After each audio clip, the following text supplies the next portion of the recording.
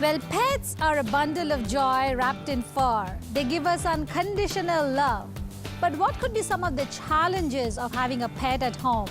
That we have to leave them for long unattended hours at home and that we cannot see them all the time. Well, today we'll find out how with the flick of a button, you can do both.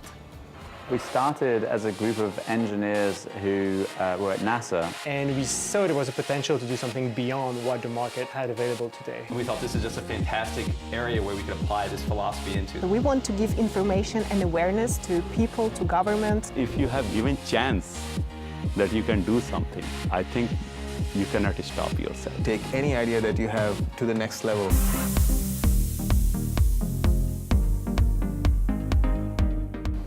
Well, pets are very humanizing. They remind us how we have an obligation and a responsibility to take care of all living beings around us.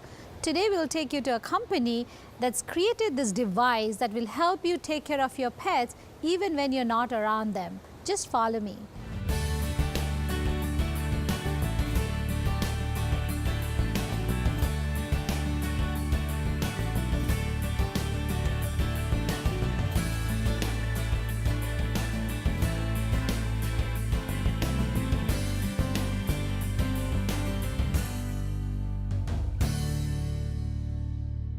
So first, we will be talking to Yaroslav, who is here from Ukraine and the CEO, co-founder of the company. And we want to find out how did this idea come about and what was the first thing you did when you figured there's a problem? Sure, yeah. We started like 4 years ago, and there was the idea that my co-founder and our CTO, Alex, came up with. So he just got this little dog, the black Chihuahua, and the Chihuahua was barking all the time when Alex was not at home. And his neighbors even threatened to call cops.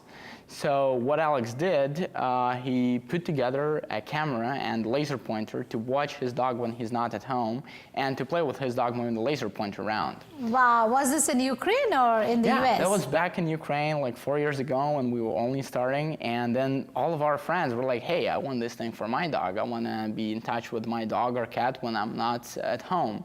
So we figured we could make it a consumer-grade product and then build a company on top of it that will connect all the pets to the internet. So basically a personal problem then finally got solved to being a product which is now worldwide marketable. Absolutely. How did you think that it would become marketable? I mean, what was the point like when you figured this is something that I can, mass produce and solve a lot of people's problem? Yeah, it wasn't at the first day that we were 100% sure this is going to be the case. We were inspired by our friends who were like, I want this thing. And that's when we first started thinking about making it a product. There was no innovation in this pet care space over the last couple decades. And there is real opportunity to come and be a technological company that makes great products for pets and people. And second, we realized that once you have this camera that shoots videos of cats and dogs that do funny things, you have all the great content around that. And people love sharing videos with cats and dogs. So tell me, how did this evolve into a shape like this? From the first camera that your friend had where he was using the infrared to just entertain the dog, from that to now, walk me through that evolution. Yeah, so the first version that Alex Neskin put together was just a very, very cheap tripod and a camera, basically scotch tied to that tripod, like a camera module. And then all of that was mounted on 2 servo motors, and the laser pointer was mounted with the camera, so we would always basically point in the middle, and you could rotate the camera. And then, all of it would connect to Arduino. This is a prototyping board for, beginning engineers, like Lego for grown-ups. And Arduino would be connected to a laptop. And I would use laptop's CPU and laptop's Wi-Fi to connect to the internet. And then, of course, there is software that streams the video and allows you to control it on the other end. And then it evolved. So we started thinking about, industrial design and Andre, who's our design director, he was going through a number of iterations and basically came up with this idea for a cube as something that would make it look very natural and almost any home environment, very minimalistic. And the idea was to make it look nice, something that you would want to have in your home, but also to make it pretty universal so any kind of person would like it. Well, great. Let's understand the technology behind this. I'm curious. This looks pretty fairly small, something that will be even hidden in the house. Yeah. How does this really work? Yeah. So it just powers from an outlet, and it connects to your home Wi-Fi. And then when you're not at home, you can just pull out your smartphone and access it and see what the PetCube camera sees in your room. It has a wide-angle lens, so you can see most of the room, and then you can speak through it basically the same way you would use Skype or similar video streaming technology. And then just on the screen of your phone, if you move your finger across the video that you're seeing, it will move the laser. And as you know, cats and dogs, they love to chase the laser. So this gives you a way to play with them and exercise them and save them from some boredom. Well, is there any voice involved over here? Like if I speak, can my pet hear me? Yes, you can talk to your pet and your pet can talk back to you. All right, that's great. Well, I mean, you already talked about two byproducts, the good ones, which is one, you can use it as a security camera, and the second one is that you can actually record your pet doing funny things in the house. Exactly. Which otherwise you would have missed because you've missed being with your pet for the whole day. Yeah. And they're the cutest little things that happen while you're away can be now seen later on. Oh yeah, that's what is happening a lot. If you look at Instagram or Twitter, look for PetCube, you see all those crazy videos that people are sharing. Well, great. I don't have pets, but I want to have this just to watch other people in the house. I'll treat them as pets. This is fantastic. Actually, a lot of people tell us that. I don't have pets, but this product is so cool that I want to get It looks pet. cool. Yeah, and I can see my kids. Yeah. So I think, in babies, it could be the same thing. Hey, with a 3 dispenser, you can, put some M&Ms there. Okay, great. We'll try that out.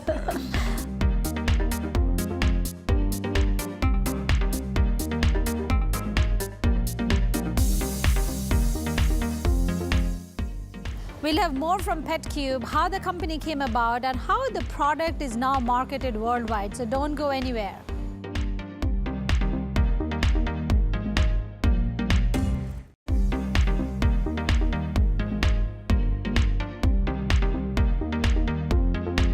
Now we'll be talking to Yulia, who's the Director of Business Development and Operations. It must have been quite a hectic job to do this in the last 3 years, from the conception to taking it to the market worldwide.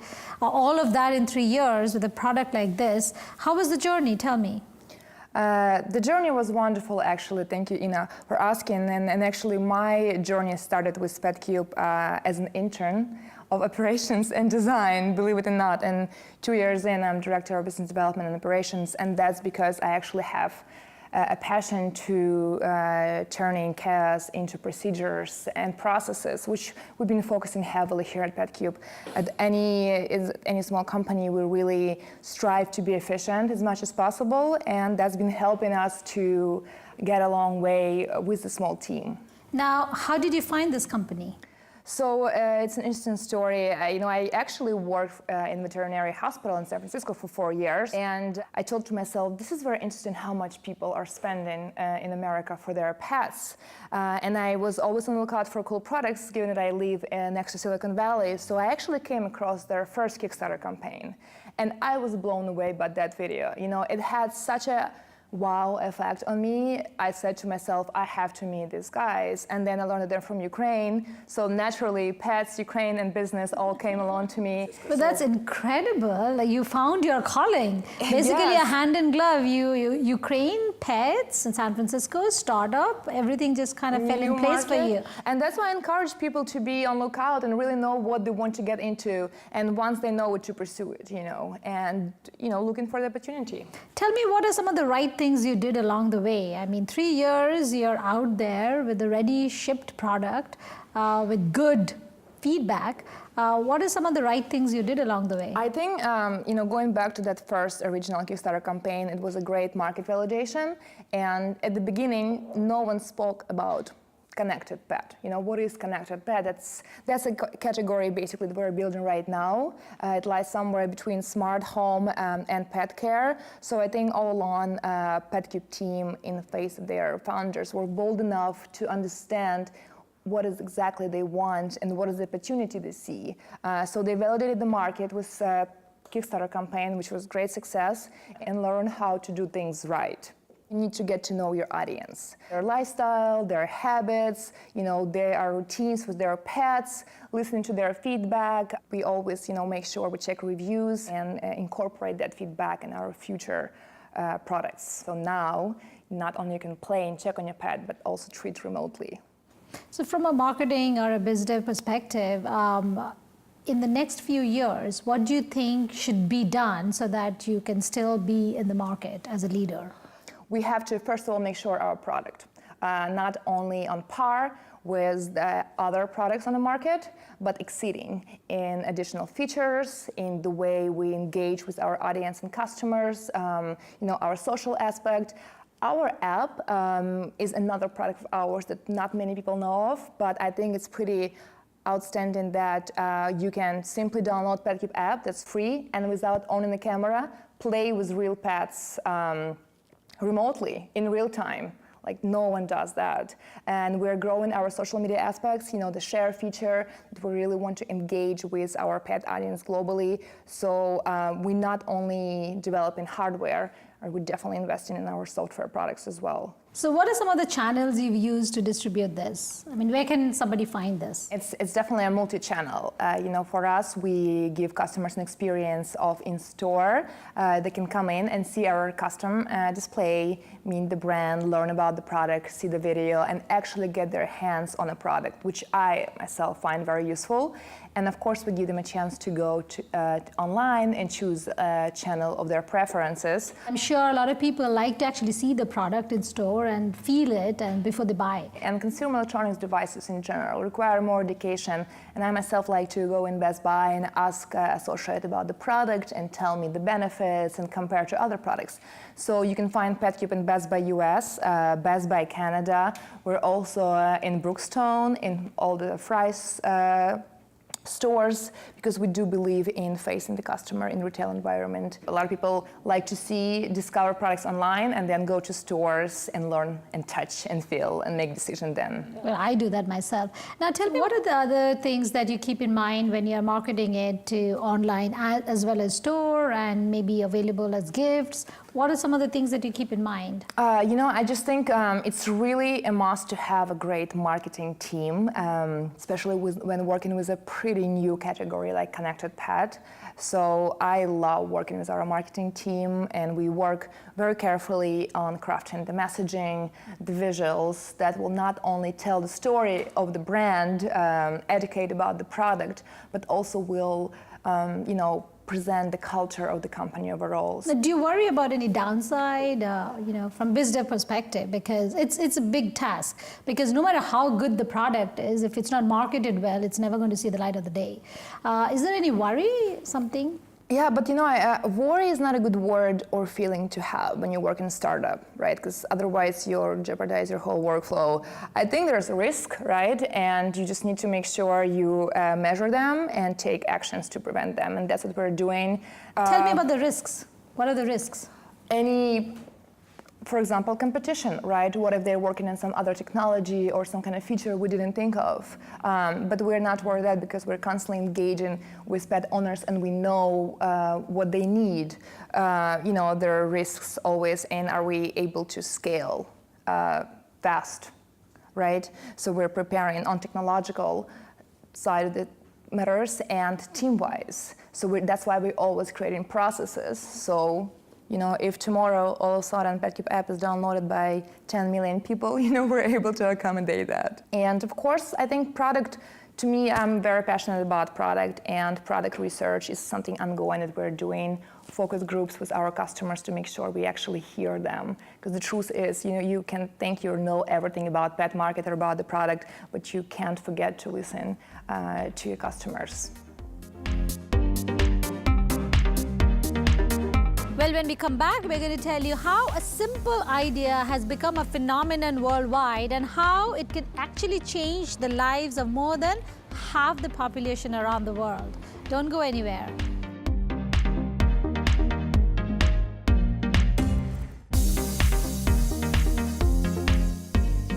Rachel, you're the Senior Marketing Manager. Tell me about the market.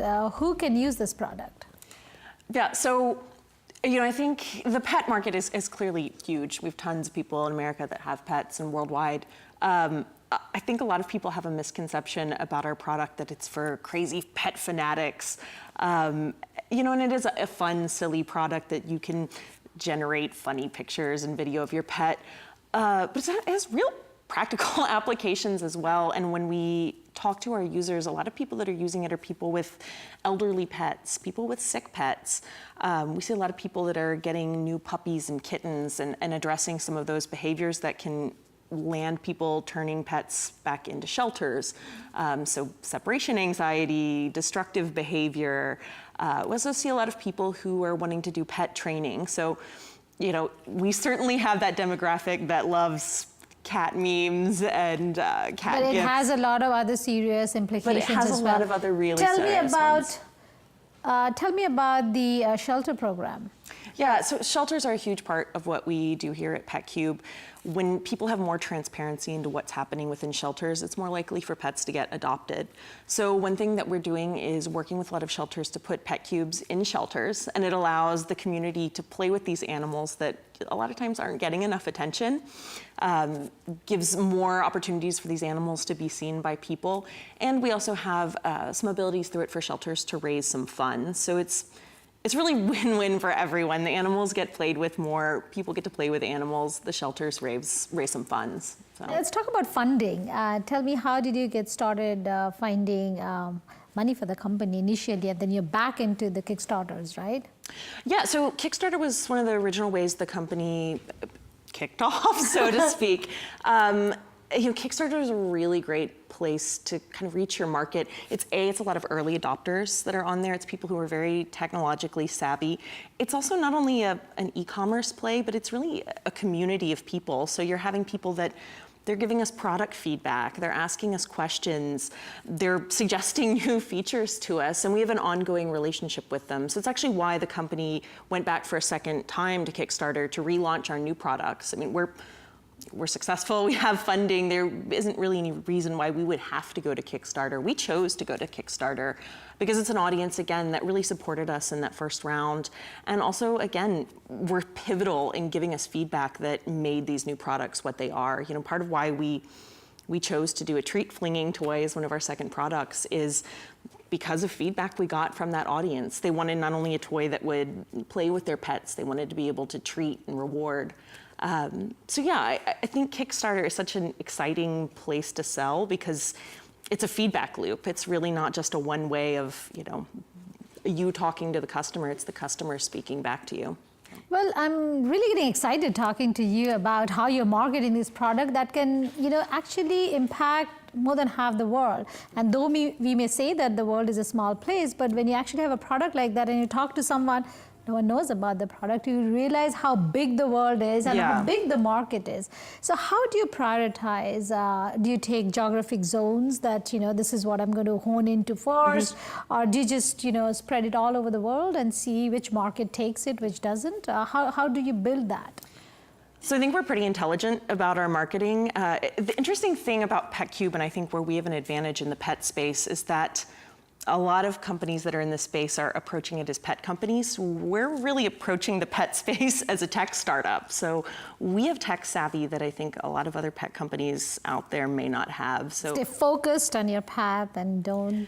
we really have to. I mean, the opportunities are huge. We could, you know, integrate with putting music into our product and playing music for pets. We could be Exactly. partnering That's what with- came to my mind, that there's so many opportunities with There this really are. little product, and the market is so huge. Yeah. That there's obviously a lot of reasons why people will tell you to do this and that, and then how do you still stay focused on your goal? We are not And- short on ideas. We're short on time. You know, we're short on, as any company in Silicon Valley, we're short on staff, always. You never have enough engineers. So yeah, we really have to be smart about the choices we make. It really comes down to, is this something that many of our users will use? Is it something they're going to get meaningful enjoyment out of? Will it keep them in the app longer, bring them back more, increase their sharing? Yeah, it has to come back to real data.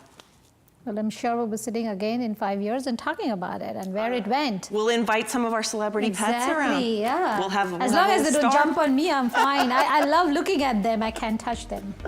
No problem.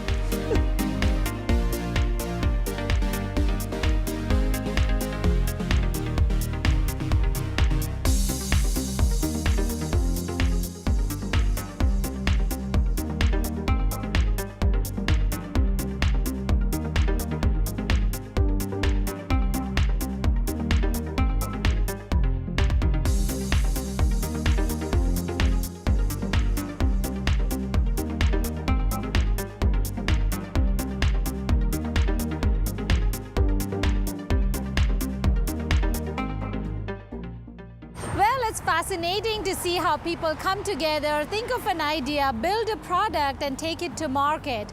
Well, some of these products can even change the way of life around the world, impact more than half the population of the world today. We'll find out more on Tomorrow's World when we come back to you next week, same time, same place. Till then, this is Aina Sarkar signing off from downtown San Francisco.